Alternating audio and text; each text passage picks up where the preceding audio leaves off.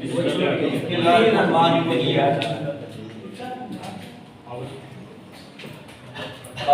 today's lecture is classification of enzymes. We were studying about enzymes in the previous lecture.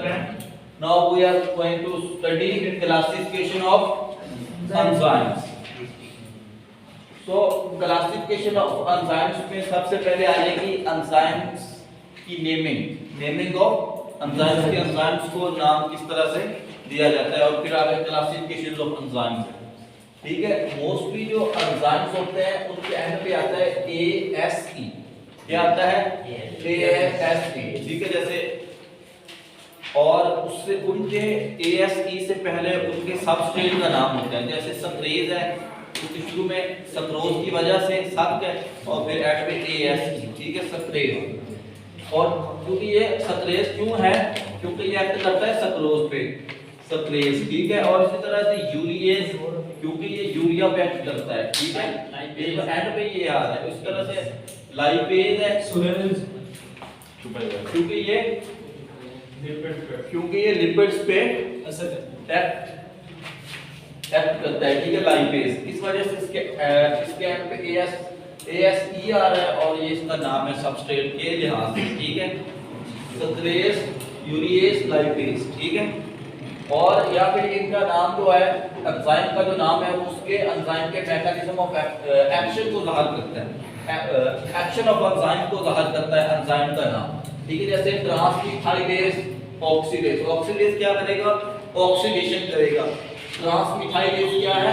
ट्रांसमिथाइलेशन करेगा। ठीक, methylation का मतलब होता है मिथाइल ग्रुप की addition, methyl group CH3 group से होता है। ठीक है, उसके बाद इनके ट्रिवियल नेम्स भी होते हैं जो किसी चीज को ज़ाहिर नहीं करते, सिंपली हम नाम रख देते हैं। ठीक है, ट्रिवियल नेम मतलब के ट्रिवियल का मतलब होता है मामूली, आम। ठीक है, और कुछ इनके नेम्स हैं जो इनके डिस्टिंक्टिव फीचर्स को, नुमायां जो खुसूसियात हैं उनको ज़ाहिर करते हैं। जैसे पैंक्रियाटिक लाइपेज है तो ये पैंक्रियास से रिलीज होगा और ये क्या करेगा? लिपिड्स को डाइजेस्ट करेगा। ठीक है, और सीरीन प्रोटीएज है तो सीरीन क्या है? सीरीन एक अमाइनो एसिड। ये प्रोटीएज है। सीरीन जो है ना, देखिए ये सीरीन एक बेस है। क्या है? बेस। और ये प्रोटीएज एंजाइम जो है ये प्रोटीन को क्या करता है? प्रोटीन इन नेचर है। ठीक है, प्रोटीन्स के काम करेगा। तो सीरीन प्रोटीएज क्या है? ये प्रोटीन्स के बारे में, बेस के बारे में ये ज़ाहिर कर रहा है। उस हवाले से इसका नाम सीरीन प्रोटीएज है। ठीक है, और आगे अकॉर्डिंग टू एंजाइम कमीशन, इसके एंजाइम कमीशन में एंजाइम्स को 6 क्लासेस के अंदर क्लासिफाई किया है अकॉर्डिंग टू एंजाइम कमीशन। इसी का क्या मतलब है? एंजाइम कमीशन के मुताबिक एंजाइम्स की 6 क्लासेस है। नंबर 1 ऑक्सीडो रिडक्टेसेस, ये ऑक्सीडेशन रिडक्शन में काम करते हैं, इनको रिडॉक्स एंजाइम्स भी कहते हैं। Number 2 transferases, number 3 hydrolases, number 4 ligases, number 5 isomerases और नंबर 6 लाइगेसेस। तो ये एंजाइम कमीशन के मुताबिक एंजाइम्स की 6 क्लासेस हैं। क्या है? एंजाइम्स की 6 क्लासेस हैं। उसके बाद आगे हम स्टार्ट करते हैं ऑक्सीडो रिडक्टेसेस। ऑक्सीडो रिडक्टेसेस। ठीक है, ऑक्सीडो रिडक्टेसेस को हम रिडॉक्स एंजाइम्स भी कहते हैं क्योंकि ये ऑक्सीडेशन और रिडक्शन में काम करते हैं। इसमें काम करते हैं ऑक्सीडेशन और रिडक्शन में। अगर हाइड्रोजन किसी एटम से रिमूव होती है, हाइड्रोजन रिमूव होती है, ठीक है, तो वो क्या होता है? ऑक्सीडेशन होती है। और अगर हाइड्रोजन कोई एटम हाइड्रोजन को गेन करे, ठीक है, या फिर इलेक्ट्रॉन को गेन करे तो वो रिडक्शन होती है। हाइड्रोजन का और इलेक्ट्रॉन का निकलना ऑक्सीडेशन और हाइड्रोजन या इलेक्ट्रॉन का गेन होना रिडक्शन। तो उसमें ये काम करते हैं रिडॉक्स जो एंजाइम्स होते हैं, oxido reductase enzymes oxidation reduction reactions में काम करते हैं, अपना एक्शन परफॉर्म करते हैं। इसकी आगे फिर ये ऑक्सीडो रिडक्टेसेस की 4 टाइप्स हैं। कितनी टाइप्स हैं? 4। ऑक्सीडेजेस, डिहाइड्रोजिनेसेस, हाइड्रोपरऑक्सीडेजेस और ऑक्सीजनेसेस। ये कितनी टाइप्स हैं? 4 टाइप्स हैं ऑक्सीडो रिडक्टेजेस एंजाइम्स की। कौन कौन सी? ऑक्सीडेजेस, डिहाइड्रोजिनेसेस, हाइड्रोपरऑक्सीडेजेस और ऑक्सीजनेसेस। सबसे पहले हम ये देखते हैं कि ऑक्सीडेजेस क्या करता है। ये ऑक्सीडेशन में हेल्प करते हैं, ऑक्सीडेशन रिएक्शंस में काम करते हैं, ऑक्सीडेजेस एंजाइम। ठीक है, फॉर एग्जांपल ये वाटर की ऑक्सीडेशन हो रही है।